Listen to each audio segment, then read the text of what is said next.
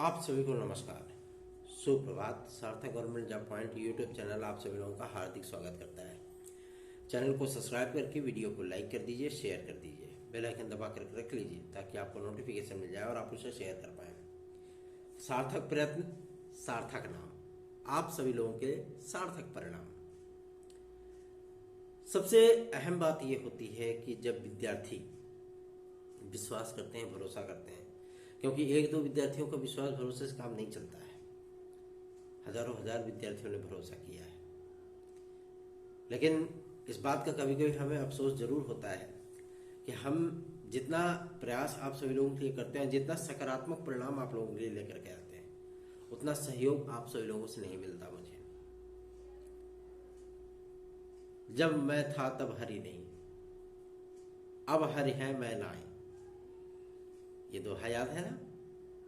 हाँ, इसीलिए कहता हूं कि अहंकार की प्रवृत्ति को छोड़िए और ये समझने की कोशिश करिए कि आपके हितों की बात कौन कर रहा है, आपके हित के लिए प्रयास कौन कर रहा है, और वो भी निस्वार्थ भाव से। मेरा कोई स्वार्थ नहीं होता कि आपका विज्ञापन जारी हो, मेरा उसमें कोई स्वार्थ नहीं है।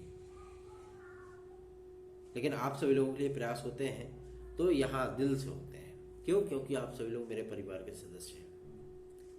लेकिन आप सभी लोगों से जब सहयोग नहीं मिलता है तो अंतरात्मा से तकलीफ होती है कि विद्यार्थी 100, 200, 500, 1000, 2000 सब्सक्राइबर नहीं जोड़ पा रहे हैं। क्यों? क्योंकि आप वीडियो शेयर नहीं करते हो।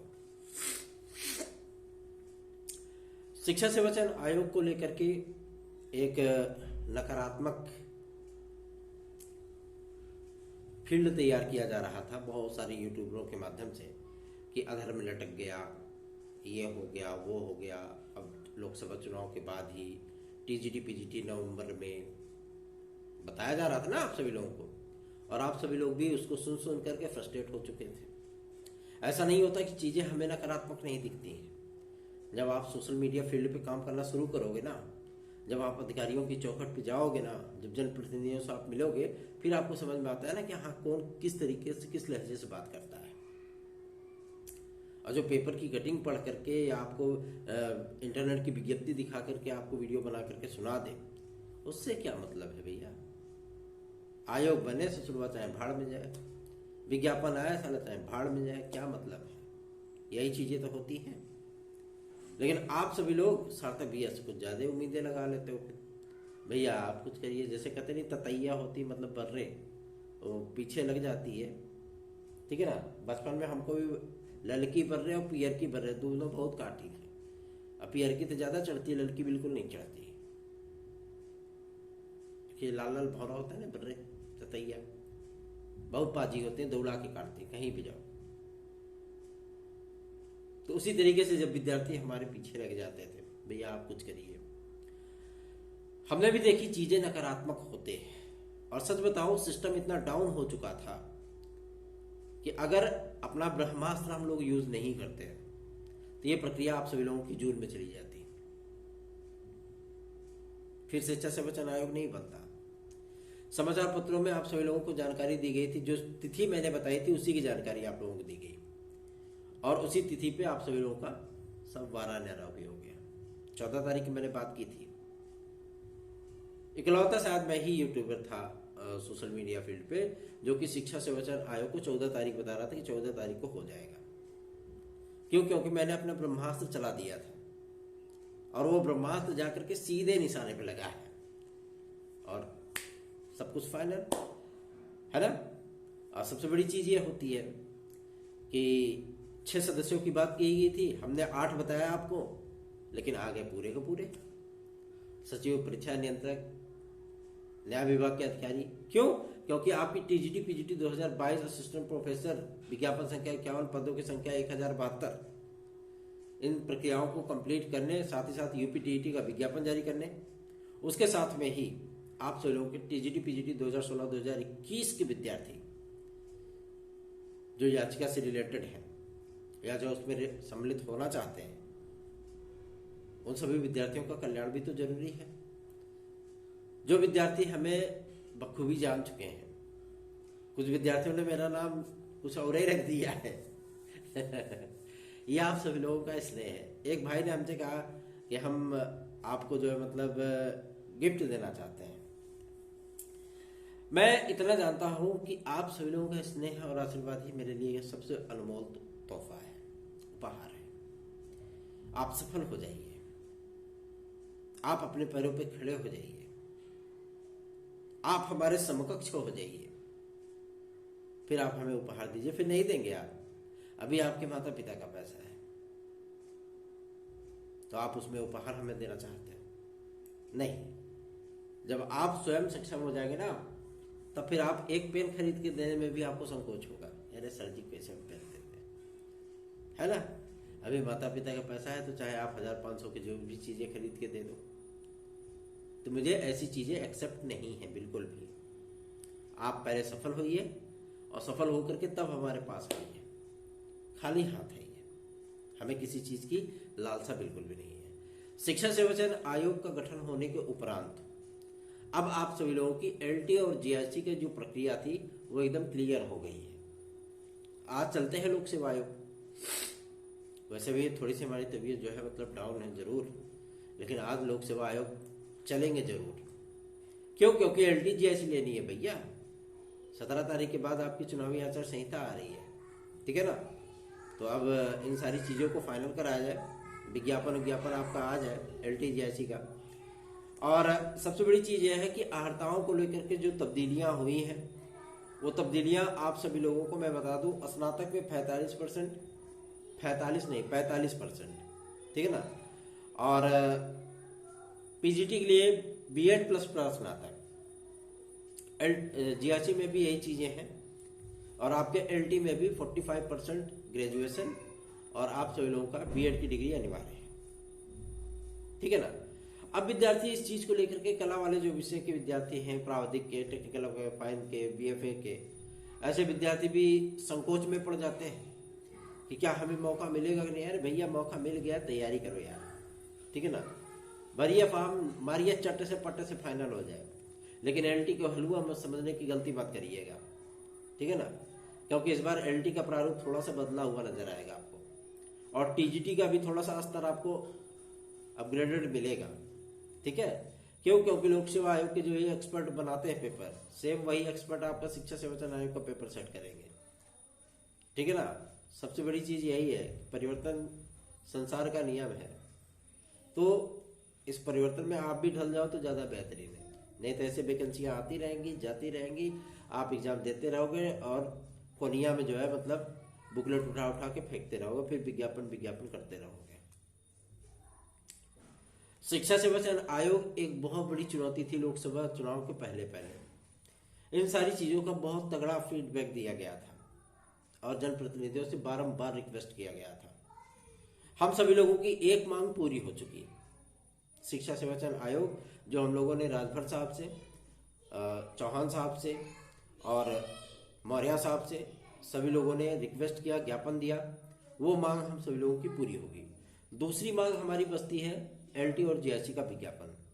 ये तो लोक सेवा आयोग वैसे कंप्लीट करवा लेंगे, कोई टेंशन नहीं है। अब तो आप सभी लोगों को ये चीजें लगती होंगी ना कि हाँ सार्थक भैया जो कहते हैं वो होता जरूर है ना। हमने आप सभी लोगों को तो कभी नहीं कहा ये चीजें कि अब लोकसभा चुनाव के बाद ही शिक्षा सेवाचयन आयोग बनेगा। क्यों? क्योंकि सभी लोगों ने हथियार डाल दिए थे कि भैया हमारे बस का नहीं है, अब शिक्षा सेवाचयन आयोग आपका गया लोकसभा चुनाव के बाद।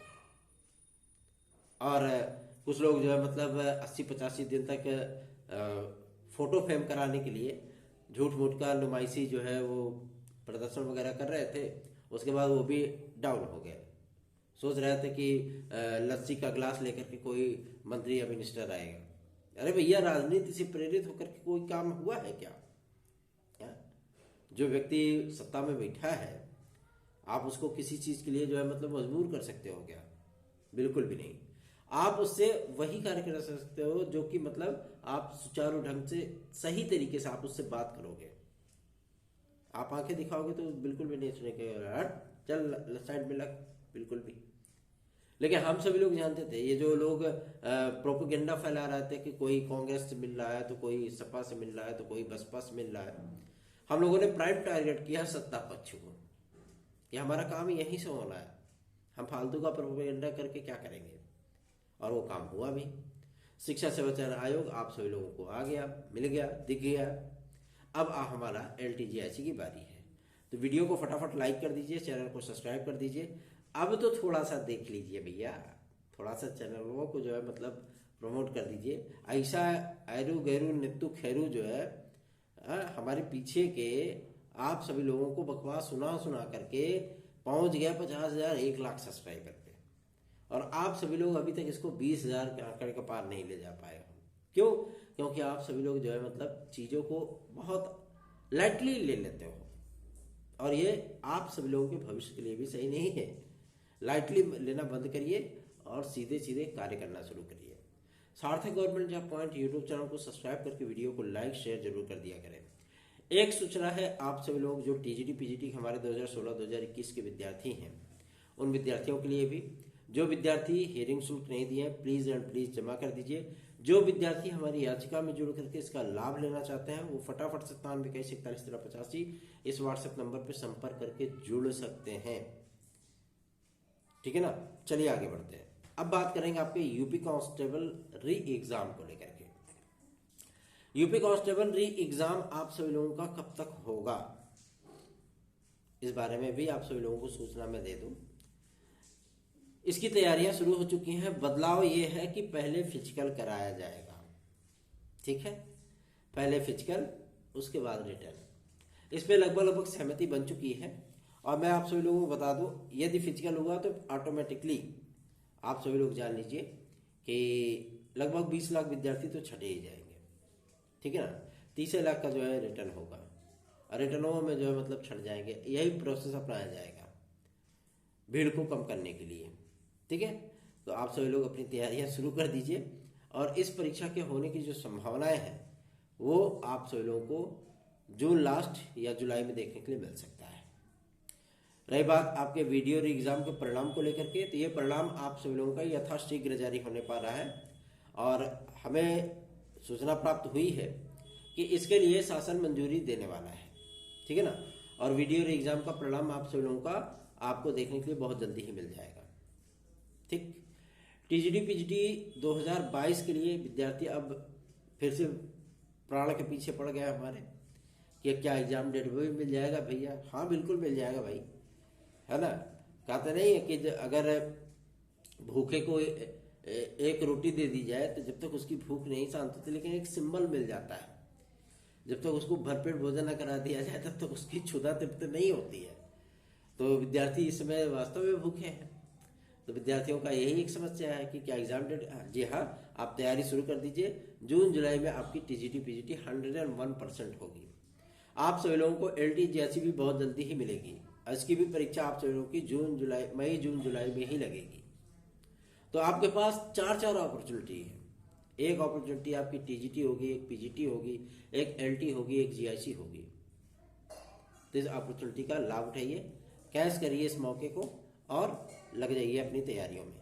हमारे नोट्स से पढ़ना चाहते हैं 9721411385 इस व्हाट्सएप नंबर पे आप हमसे संपर्क कर सकते हैं और हमारे साथ जुड़ सकते हैं, हमसे नोट्स प्राप्त कर सकते हैं। चलिए आगे बढ़ते हैं।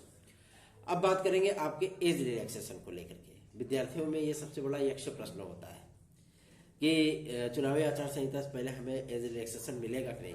देखिए, अब कोई वैकेंसी अगर आपकी लोक सेवा आयोग से जारी होती है, इस बात की मैं गारंटीड आप सभी लोगों को बोल रहा हूँ। अब अगर लोक सेवा आयोग से कोई वैकेंसी आपकी आती है तो उस वैकेंसी के माध्यम से आप लोगों को 5 वर्ष जरूर मिलेगा, ठीक? पहला। दूसरा, ये शिक्षा सेवा चयन आयोग आपकी जो वैकेंसियां निकालेगा उसमें भी आपको 5 वर्ष की आयु सीमा की छूट दे करके ही निकालेगा, ठीक है ना?